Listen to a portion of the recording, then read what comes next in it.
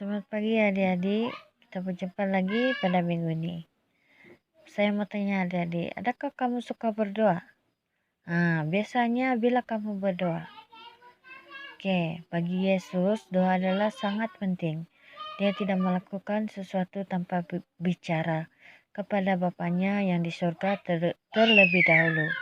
Yesus mau murid-muridnya belajar bagaimana untuk berdoa dan tidak mudah berputus asa. Dia juga mau kita belajar untuk berdoa. Dia menceritakan sebuah cerita untuk membantu kita memahaminya, yaitu balu yang tidak berputus asa. Hakim yang tidak adil.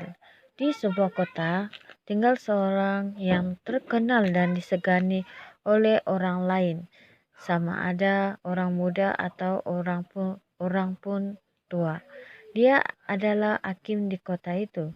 Hakim itu tinggal di bangunan mahkamah. Setiap kali ada pergaduhan di antara seorang dengan jirannya dan mereka saling berbantahan, mereka akan pergi ke mahkamah dan mengadu kepada hakim. Sebenarnya tidak seorang pun yang mau pergi berjumpa dengan hakim itu. Tidak ada seorang pun yang suka ke sana untuk berjumpa dengan hakim. Dia seorang yang perengus, mukanya tidak ramah dan tidak bersedia untuk mendengar. Dia lebih ramah kepada orang kaya yang membayarnya dengan bayaran yang tinggi. Tetapi apabila orang miskin mengutuk pintunya, dia tidak rela melakukan sesuatu untuk mereka. Hakim ini tidak takut sesiapapun. Dia juga tidak takut akan Allah. Dia hanya melakukan apa yang disukainya. Balu miskin perlukan pertolongan. Di kota yang sama tinggal seorang balu miskin. Suaminya telah meninggal dunia dan sekarang tiada sesiapa yang menjaganya dan menolongnya apabila sesuatu yang buruk berlaku. Ada seorang yang coba menipunya karena mereka tahu dia seorang perempuan yang tidak berdaya.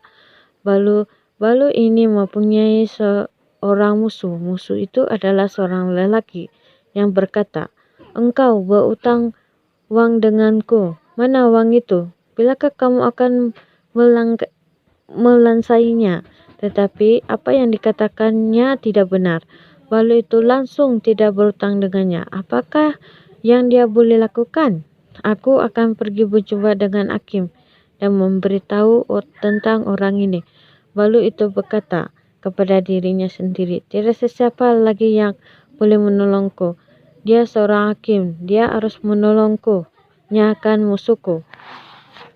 Keesokan harinya, Balu itu pergi ke rumah hakim. Dia mengetuk pintu hakim itu, tidak peduli dan tidak mau turun dari rumahnya.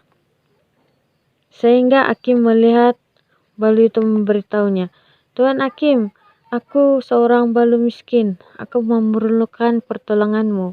Ada seorang lelaki yang asik datang ke rumahku dan mengatakan bahwa aku berutang dengannya. Perkara itu tidak benar. Tolonglah aku, karena engkau adalah hakim di kota ini." Tetapi hakim itu langsung tidak mau mendengar dan tidak mau menolongnya. "Pergi," hakim memarahi Balu itu. "Sekarang aku sangat sibuk. Aku tidak ada masa untuk mempedulikan halmu." Kemudian dia menutup jendela. Adakah Balu itu berputus asa? Dia tidak boleh berputus asa, karena jika hakim itu tidak menolongnya, siapa lagi?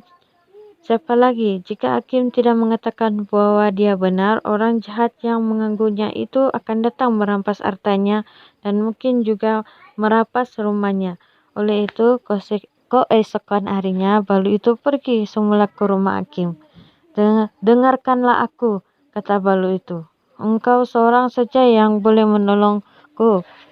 Engkau adalah hakim di kota ini. Tolonglah aku menyelesaikan perkaraku. Aku boleh membuktikan kepadamu bahwa aku benar." "Pergi," jerit hakim.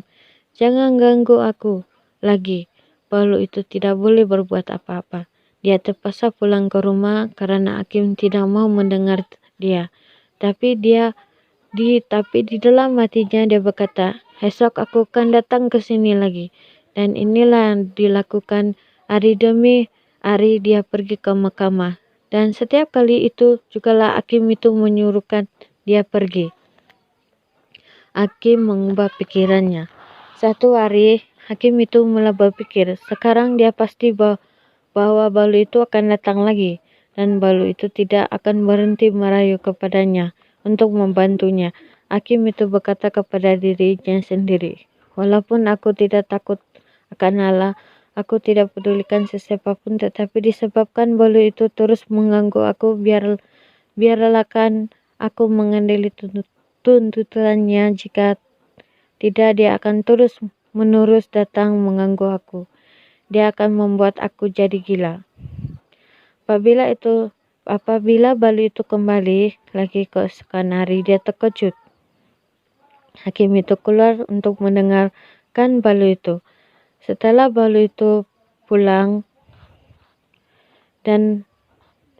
setelah Balu itu memberitahu tentang masalahnya, dia pun menjawab, pulanglah dan jangan risau lagi. Engkau benar dan musuhmu bersalah. Engkau tidak perlu membayar uang kepadanya. Aku akan memanggil hari ini dan menyuruh untuk tidak mengganggumu lagi. Dan jika dia tidak patut kepadaku, aku akan menghukumnya. Terima kasih karena menolongku, Balu itu berkata. Dia pulang ke rumah dan tidak takut lagi. Hakim itu berkata dengan tegas kepada musuhnya. Ya adik-adik, dalam cerita Alkitab pada hari ini mengajar kita supaya tidak berputus asa untuk melakukan suatu perkara yang benar dan sentiasa berdoa supaya masalah kita hadapi dapat diatasi. Sampai di sini saja cerita kita pada kali ini, dan jangan sekali-kali kita lupa berdoa ya adik-adik. Sampai berjumpa lagi pada minggu hadapan.